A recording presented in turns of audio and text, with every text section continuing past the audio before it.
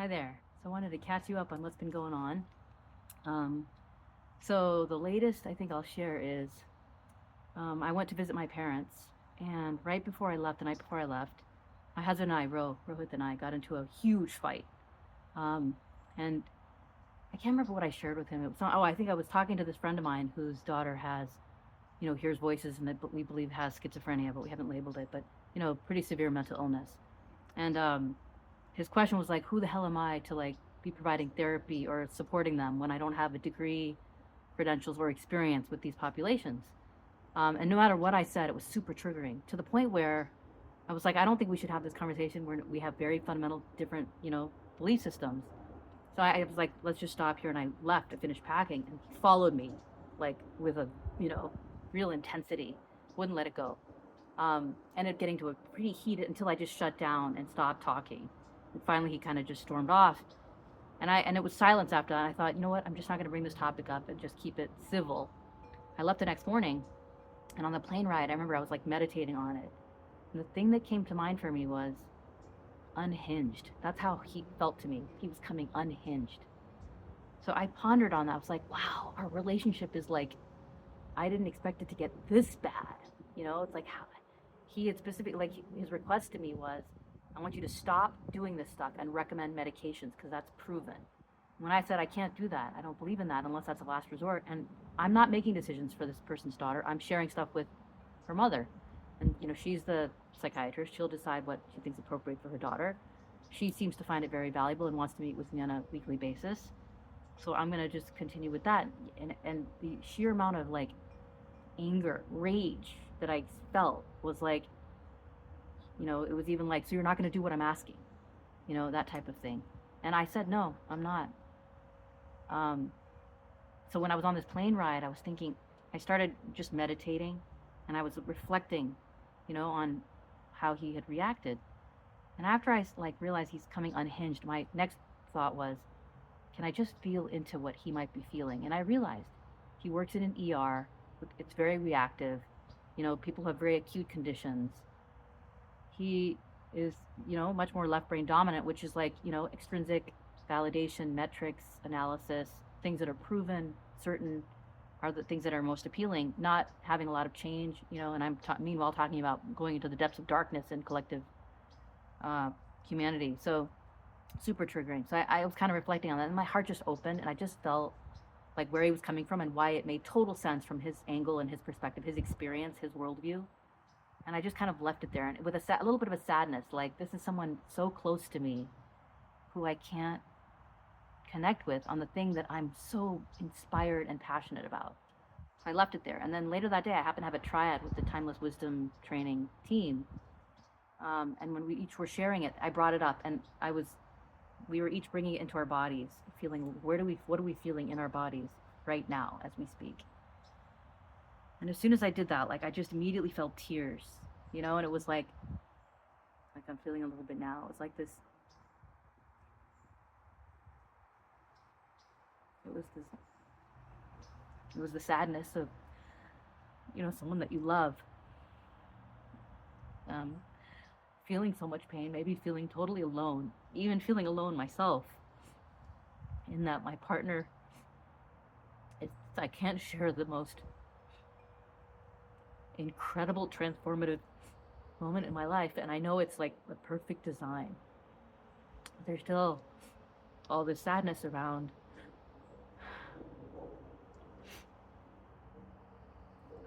that knowledge.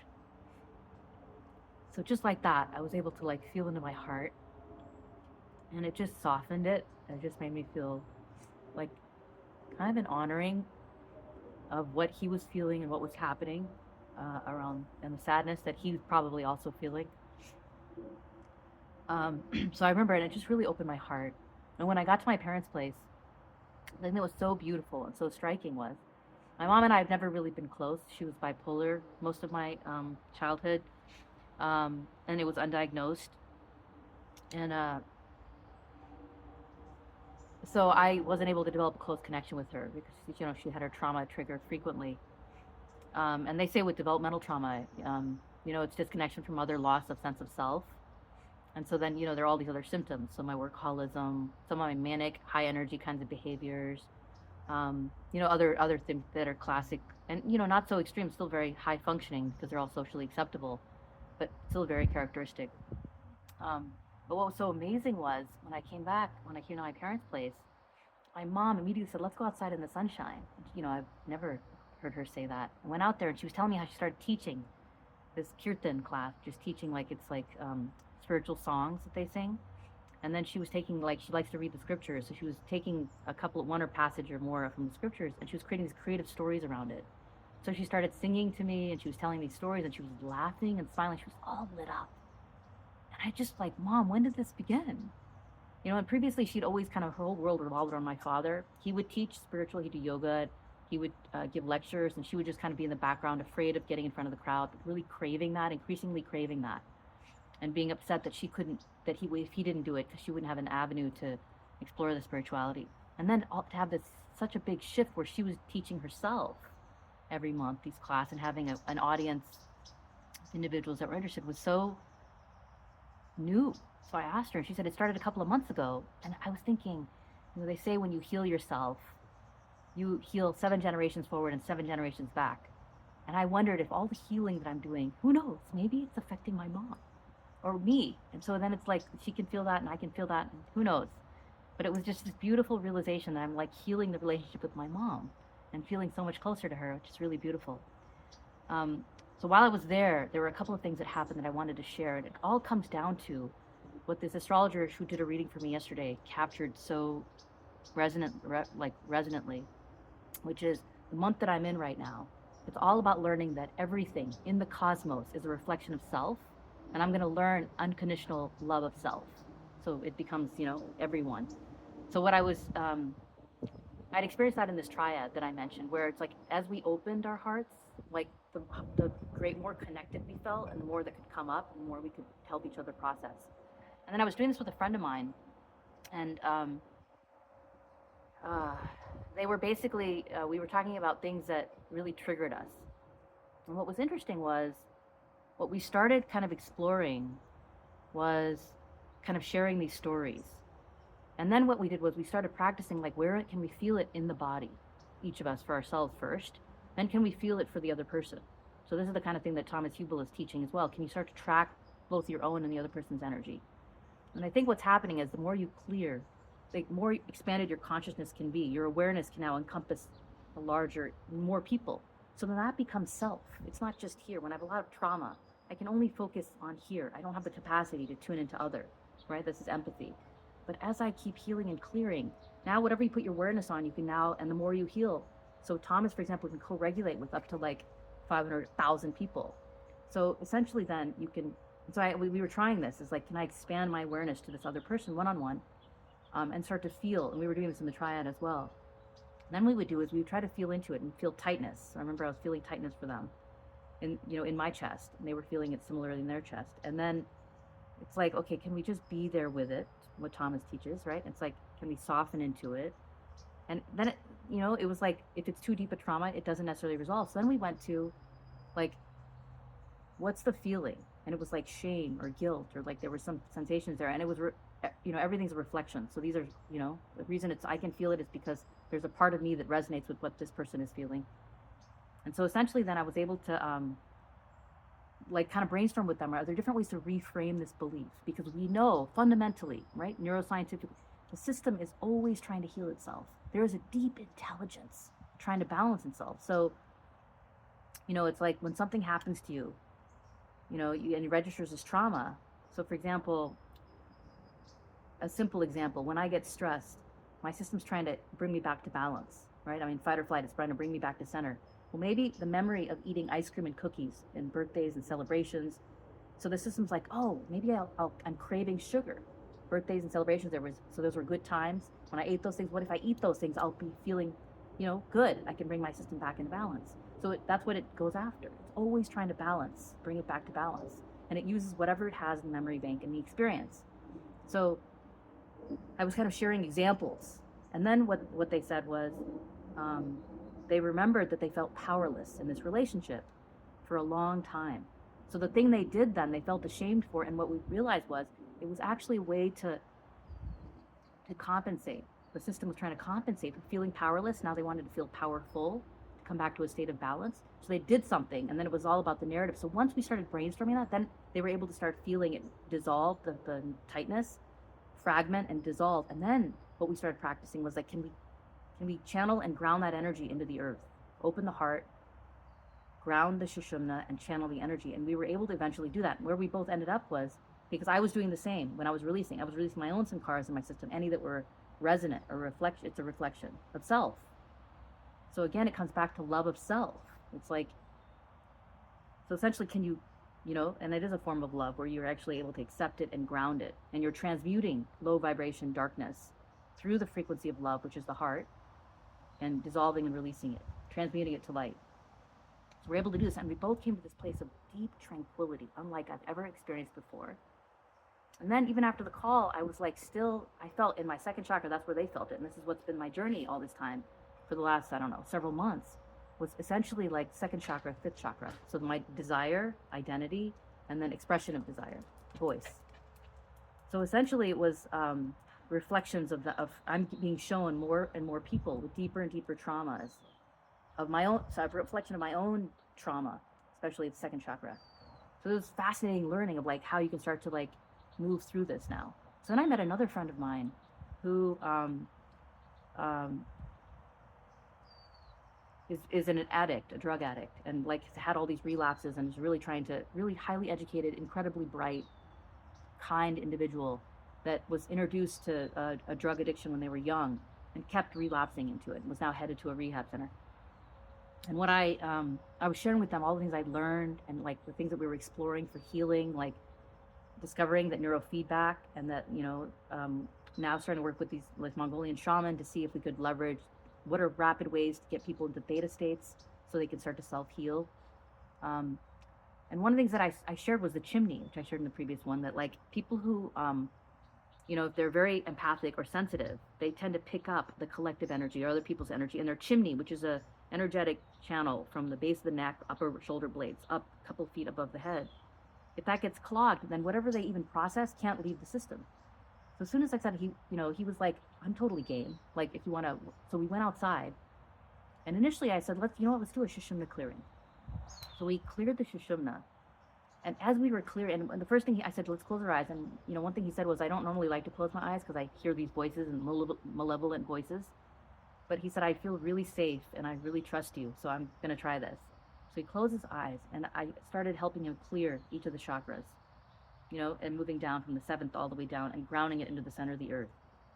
And he said that he felt it in his second chakra, which was no surprise. He said he felt it in his belly because it's a reflection.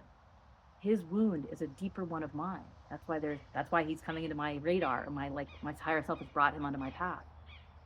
And he said he could feel energy moving. And then immediately when I completed the clearing, suddenly I could see his guides behind him, and they were showing me his power, and I started literally shaking and trembling and I started laughing because it was such an incredible sensation of the sheer amount of power I was witnessing. And I told him, I said, they're actually super excited to talk to you, and they've been dying to communicate with you. They wanted us to get together and have this, reading, but they said that you are a powerful healer, meant to be a shaman, and this addiction that you have is not something terrible. It is hard, but it's not something your fault or something to look down and back like that's a really bad thing happening. This is actually a rite of passage to becoming this great shaman, this powerful healer, a leader in the new world. And he immediately lit up and was like, oh my God, this is what I needed to hear before I go to this rehab center, that this is actually a moment of great growth, an opportunity, this last relapse, and a chance for me to rise above, like a phoenix rising from the ashes. Is the image that I saw. So it was just this incredible experience. And then when I came back from all these clearings, I felt like I was able to meditate for 4 hours. I just kept meditating. And my mom wanted me to wake up in the morning with her at 4 a.m. And I was so tickled pink that she wanted to meditate with me. So we did that in the morning, and I was clearing her energy in her chimney and using the tuning forks to clear her aura. And then she was saying how she felt a deep sense of peace that she hadn't felt in 30 years when she was when we were meditating, which is really beautiful to witness and experience. And then, I kept going. So I ended up meditating for I think 2.5, 3 hours. And later that afternoon, I felt meditating again. When I sat down to meditate, I was playing music that time. And then I started feeling all these vibrations, started moving like I did in the ayahuasca journey. I was feeling like ecstasy and bliss moving through my body. Tears were streaming. And I was like, wow, I can't believe I'm feeling this in the middle of the day, like an ordinary day that's become extraordinary with all of this like joy that I have such easy access to now. And so I was just in awe. And I felt so much moving through me and so much joy. I felt like, running into the family room, dancing and spinning and like laughing and playing, and then like running out into nature and like rolling in the grass and like running with the squirrels and like flying with the birds. And I was just feeling all these sensations. And it was fascinating. One of my friends said that they texted me kind of randomly after that and said they suddenly felt out of the blue, like going out in nature and kind of something like playing with the bird or like hanging out with the animals or the squirrels or something. And then I sent them like what I wrote up about my meditation experience. So essentially what I think I'm starting to experience is this idea. It's unconditional love of self. And the more you clear, the more you can expand your awareness to include self includes other. So then you're able to start feeling in your own system, because your system is just expanded. And it's unconditional love that you're starting to feel for self, which starts to expand to other people and then to the collective. And that's, I think, the journey that we're all on as we heal. And we can then heal each other, help each other. So I'm watching the show Sense8 that talks all about this. It's like, this idea that we're like connected, and that we can, when we start to get into these states of group coherence, we can feel and sense each other. And then we can help each other. We can sense when we can, so when someone gets triggered, can I stay grounded? They can co-regulate. And when I get triggered, can they ground so I can co-regulate? It's like, can we be there for each other? Can we walk each other home? So just this really beautiful experience I'm going through. And, going back to my husband and the fight we had. So after this, when I was chatting with this friend of mine, where I was like getting the messages from his guides about how he was going to be this great shaman. And, he left on my way home. My husband was calling me while I was there. I couldn't take the call because I was in the middle of this conversation or this reading. But on my way home, I saw a text from my sister. She said, hey, there were flowers at this was my parents' place in SoCal. There were a dozen red roses from Rohit for you. And I was like, what? And then I called him back and he said, did you get the flowers? And I was like, I can't believe you sent flowers. I mean, so just to put it in context, he hates sending flowers. Our whole relationship, we've been together for 34 years, married for 28. Because he's like, they just die. Why would you give something to someone that just dies? So he never really wanted to send flowers. He's also very value conscious, so he would never spend the kind of money on, like, certainly not red roses, certainly not expedited delivery to another location. So I was just floored. I was like, I can't believe you got me flowers. And the note said that he was really sorry and just like, please forgive me. And I'm just, wow. Like, he was like, I cherish our relationship. I'm so sorry. Like, please forgive me. And it was, my heart just opened and I was like in awe. Obviously, my higher self had something to do with it, all the healing and clearing. So just when you think things are worse than they could ever be, you never know. It's actually like a passage to what might be like once it releases, to like the greatest love of all time. Who knows? It's just so beautiful. And that evening, 10 minutes later, I picked up the flowers and I got home. I happened to have a session with my Tantra Master, who's incredible, very evolved, energetic master who can sense my energy and where my energy is. So when I'm talking to her, she'll be like, you're in your head or out of your body, like, stop talking. Come back into your body and then we talk. Same thing that Thomas Hubel is teaching. So I came back into my body and have to talk slower in order to stay in my body and to have this conversation with her. And then when we went into this, she's like, your energy is so different. What's going on? And I started sharing a couple of the things, like how I was like tuning into this like really high vibration when I would dance, and how I was feeling. And when I was dancing, I was feeling so feminine, like sensual and like erotic and like divine, feminine, rising, beautiful. And unlike anything I felt, she's like, I can feel it. And then, I was telling her about what happened with my husband, how he suddenly like sent me these beautiful dozen red roses. And, she said that you're basically, as you clear and the divine feminine rises, it's like goddess, you're embracing the energy of goddess. And, she said, like, who cannot be drawn and like in love with that? So it was just, and what she took me into, really powerful master, was really starting to heal second chakra. So I've had a lot of sexual trauma in my ancestral history when I learned when I did an ancestral healing program. And so suppress the feminine.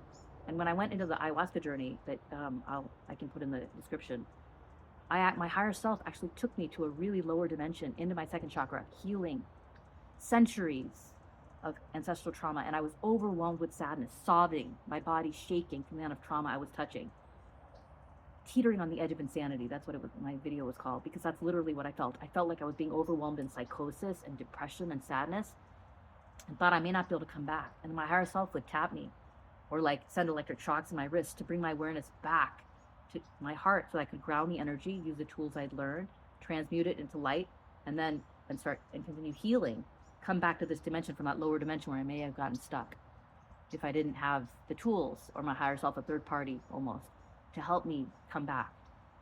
So it was really around like healing second chakra. And with this Tantra Master, that's what she's doing essentially. She has me focus on my cervix, or something in the vagina essentially, and she would just have me focus on one spot and then feel the sensations and label them as I'm feeling them. And if I didn't feel anything, she could actually go there with me, just like Thomas does, and amplify some of it so I could feel it more easily. And then as I feel it, I do the exact same technique that I did in Vipassana that I do with Thomas Hubel, which is dissolving, disintegrating, like just sensing it and being equanimous to sensation. And as I did that, I could feel more and more and more, and I was releasing it, sankharas. So I was healing. So what's been happening in my relationship with my husband is, because like I came in, I felt numbness. Even when I came up from my last Vipassana, I would feel pain when we'd have sex. What started happening was I started like feeling more flow, more sensation, more like my libido has been like 10x what it's probably ever been. Maybe when I was young. I feel like we came back to like when I got back from our trip to like right when we got married, like newlyweds, honestly, like what I'm feeling, what we're experiencing, like the sheer pleasure of it. So it's just such an incredible journey, and it's all about love, unconditional love of self. And the self just keeps expanding. And the deeper I can love self, heal self, love self, the deeper I can love other, like my husband, or anyone that I'm working with, or collective humanity. And so this is the journey. It's just really beautiful. And the last thing I'll end with is I had this reading with this incredible astrologer and intuitive yesterday.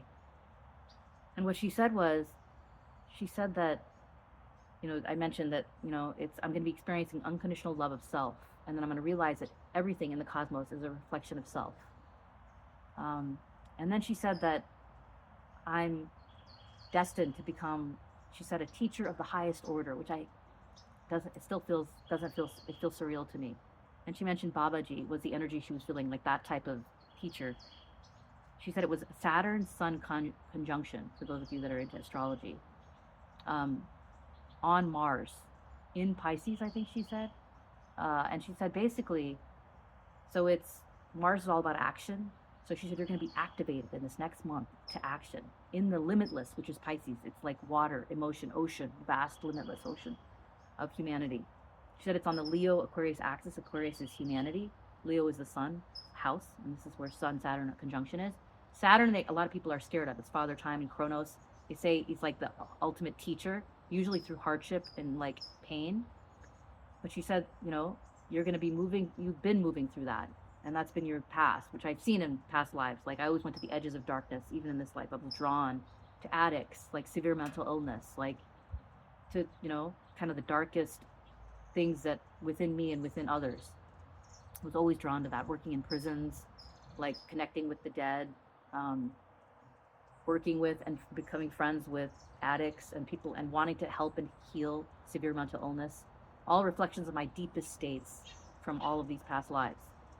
And she said, she also said on the midheaven, I have a Scorpio moon, and it's all about then Scorpio is typically going deep into the darkness, the subconscious. The moon is the subconscious, but it's on my midheaven, which means it's visible to the world.